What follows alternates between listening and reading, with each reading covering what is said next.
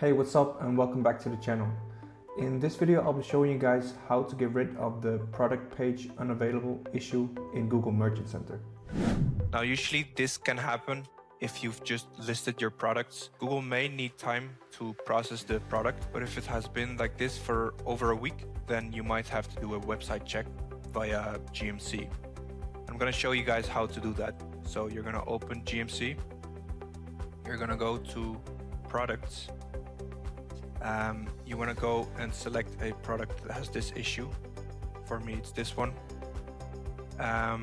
You go to the needs attention tab, and then you want to request website check. Yes. So what it's going to do now, it's going to check your website automatically.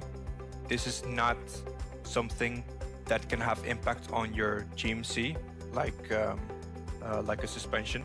It's just for them to automatically check your website again as a bot, and then it will apply this to all the products that are affected, and then you should be good. It could take up some time, and then all of your products should be good. So as it's a couple hours later, you can see now that the product issue has been resolved. So yeah, as I said, it's a very easy method. It's to be solved quickly. Please let me know if there's any other topic you guys want me to make a video about. And don't forget to subscribe. See you in the next one.